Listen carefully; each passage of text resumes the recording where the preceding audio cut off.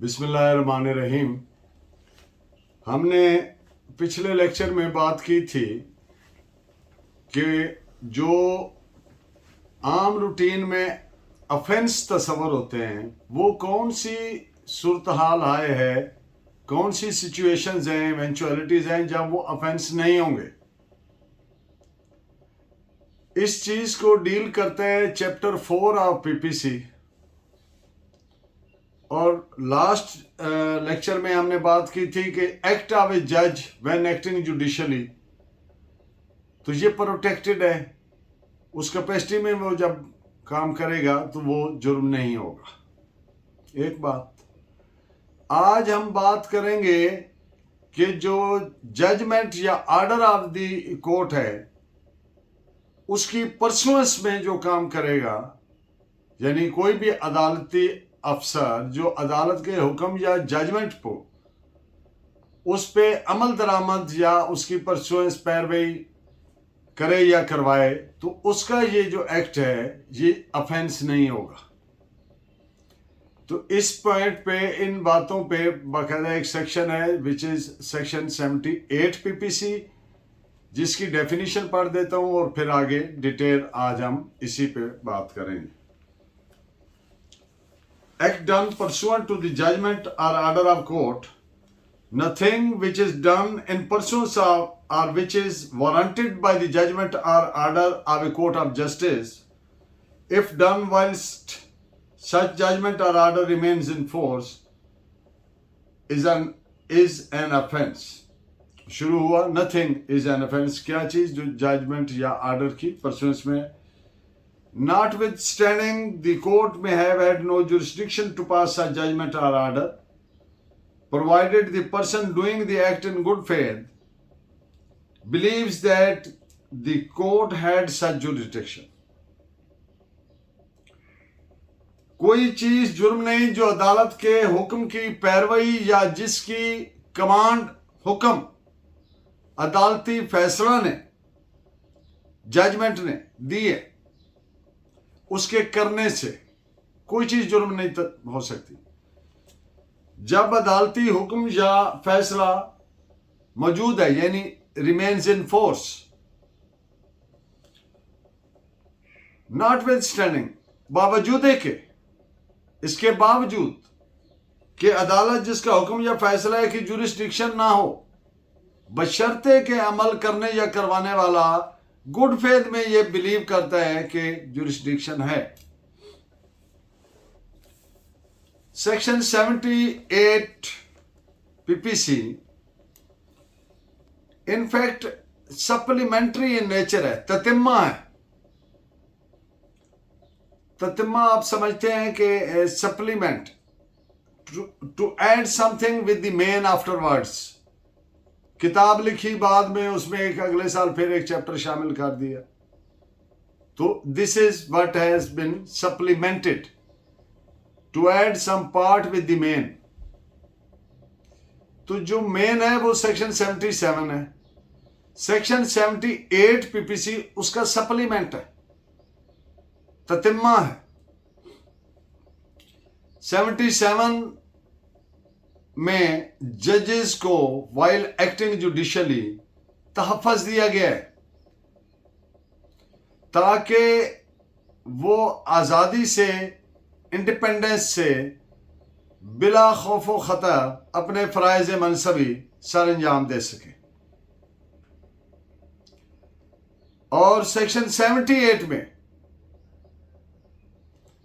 अदालती एहलकारान या अफसरान को तहफ़्फ़ुज़ दिया गया है कि वो अदालत के फैसला या अदालत के हुक्म, ऑर्डर और जजमेंट, उसकी पैरवी या उस पर अमल दरामद करने या करवाने के सिलसिले में उनको तहफ़्फ़ुज़ दिया गया है कि वो कल्पेबल नहीं हो सकता, काबिल मुआख़ज़ा नहीं हो सकता, उसकी बुनियाद पे उनके खिलाफ कोई अफेंस नहीं बनता जब वो अदालत के फैसला या हुक्म पे पैरवी या अमल दरामद कार्य करवा रहे हो।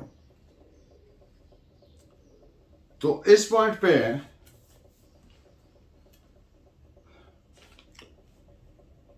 ये एक फैसला है और जजमेंट आपको नोट करवाता हूं। इसमें मुख्तसरन वन लाइनर फैक्ट ये था कि अदालत की तहवील में कुछ लकड़ियां थी, टिम्बर लॉग्स थी। तो अदालत ने डिफेंडेंट को ऑर्डर किया कि ये यहां से रिमूव करें। डिफेंडेंट ने कोर्ट के ऑर्डर पे वो लॉग्स वहां से रिमूव कर दी। तो डिफेंडेंट के खिलाफ इस बुनियाद पे कोई ऑफेंस नहीं बनता, क्योंकि उसने अदालत के हुक्म की तामील में, परसुएंस में वो एक्ट किया है। तो इस पॉइंट पे आप जजमेंट नोट फरमाएं। AIR 1933 Madras page 636। अदालत के हुक्म से रिसीवर मुकर्रर हुआ। अब यहां पे एक बात कर दूं कि जितने भी रिसीवर्स मुकर्रर होते हैं, जाहिर है वो अदालत के हुक्म से होते हैं। वो चाहे किसी मिल के हिसाबात वगैरह कलेक्ट करने हैं और अदालत में पेश करने हैं, चाहे ज़मीनें हैं, चाहे कोई बिल्डिंग्स हैं, कोई चीज़ भी है।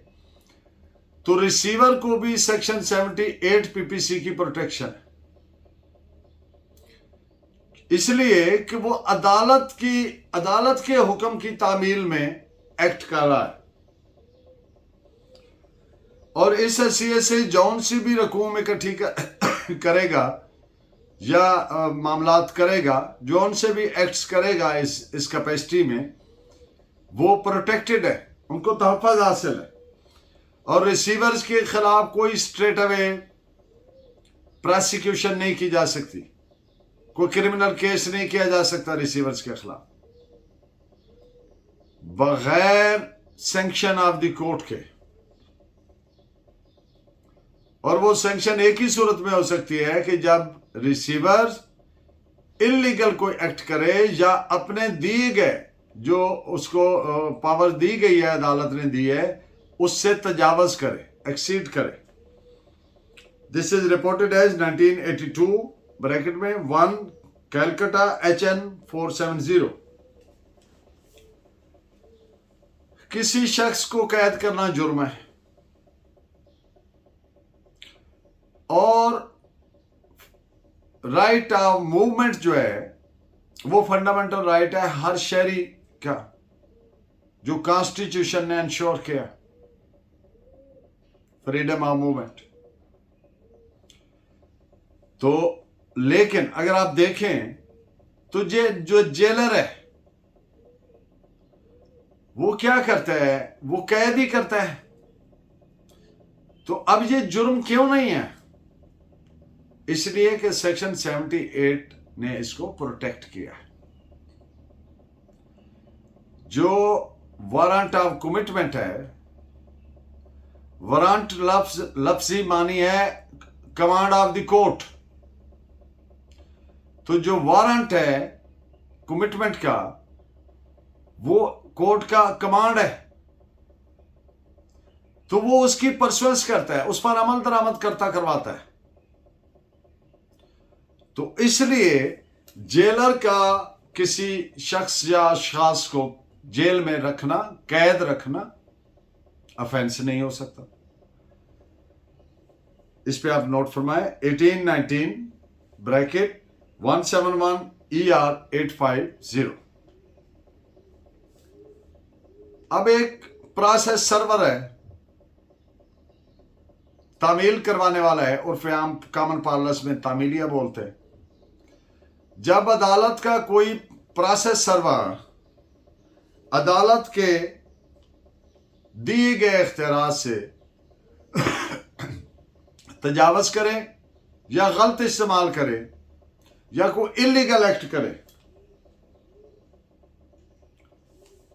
तो फिर सेक्शन 78 का अतलाक होगा, अतलाक नहीं होगा। यानी जो उसको सेक्शन 78 तहफ़्फ़ुज़ दे रही है, फिर वो तहफ़्फ़ुज़ उसको हासिल नहीं होगा और प्रोटेक्शन नहीं होगी और मुस्तूजिब सज़ा होगा, यानी उसके खिलाफ प्रोसीड किया जा सकता है, क्रिमिनल लायबिलिटी के लिए वो कल्पेबल होगा।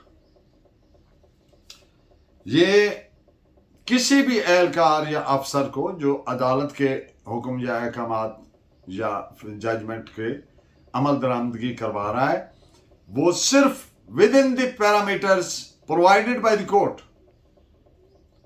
उन पैरामीटर्स के अंदर चलेगा, और जो उसको इख्तियार दिया गया है, जो अदालत ने हुक्म दिया है या फैसला है, उसके मुताबिक जहां तक चलेगा ठीक है, वो उसको प्रोटेक्शन है। जब वो अगर तजावज कर रहा है या इलीगली बिहेव कर रहा है तो फिर उसको तफाज हासिल नहीं है। This is reported as 1865 3 SUTH WR criminal 53। अदालती कार्रवाई चाहे वो क्रिमिनल केस की सूरत में है, चाहे वो सिविल केस जिसको दीवानी भी कहते हैं, दीवानी नौयत का केस। अब अदालत ने किसी आदमी की अटेंडेंस इंश्योर करने के लिए वारंट जारी किया। अब जो प्रोसेस सर्वर है, नॉर्मली वैसे वारंट पुलिस करवाती है एग्जीक्यूट, पुलिस को ही एड्रेस किया जाता है। अब जो वारंट पे अमल दरामद करवाने वाला है तो उसके लिए कुछ जरूरी एक्ट्स हैं जो करने जरूरी हैं।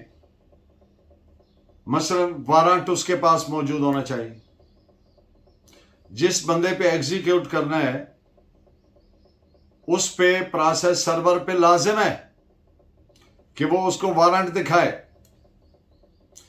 और उसका हक है जिसको गिरफ्तार करना है कि वो उसको दिखाया जाए, वो उसका कंटेंट देखे समझे, अगर कोई क्यूरी है तो उससे पूछे। अगर ऐसा नहीं करता है प्रोसेस सर्वर और मुजाहमत करता है वो आदमी आगे से इसी बात पे कि मुझे आप वारंट दिखाएं, वारंट शो करें, या वो एस्केप कर जाता है, भाग जाता है, फरार हो जाता है, या मुजामत के दौरान वो कोई एक्ट करता है, तो फिर ये सेक्शन 225B PPC का ऑफेंस नहीं बनेगा, क्योंकि जो प्रोसेस सर्वर था उसने इन pursuance of the order illegally behave किया और तजावज किया उस इख्तियार से जो उसको दिया गया था। उसने ऑर्डर पर, अदालत के हुक्म पर अमल दरामद करवाना था, कानून के मुताबिक जो उसके फराइज बनते थे उसके मुताबिक उसने चलना था, with in the settled parameters of law. वो कोई भी शख्स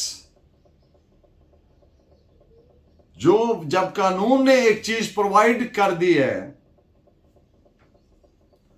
कि इस तरीके से चलना है तो फिर उसी तरीके से चलना है, वरना नहीं चलना है। इस पे मैक्सिम है कानून का कि when something is provided by law to be done in a particular manner, then that thing must be done in that manner alone or not at all. तो जो कानून ने एक पैरामीटर सेट किया है उसके मुताबिक चलना है। और इस्लाम में भी दुनिया के जो मज़ाहिब हैं, जो इल्हामी जिनकी किताबें, तो वहां पे हर चीज भी ऐसे ही प्रोवाइडेड है। मसलन ये नहीं हो सकता कि आप नमाज पहले पढ़ लें, वुजू बाद में कर लें। जैसे एक चीज प्रोवाइडेड है वैसी ही करनी है, और नॉट एट ऑल, वरना करनी नहीं। तो इस पे आप नोट फरमाएं। 1899 ILR 26 Calcutta, page 748। Thank you very much for watching. Keep guiding me by your valuable comments. Allah ne ke baad.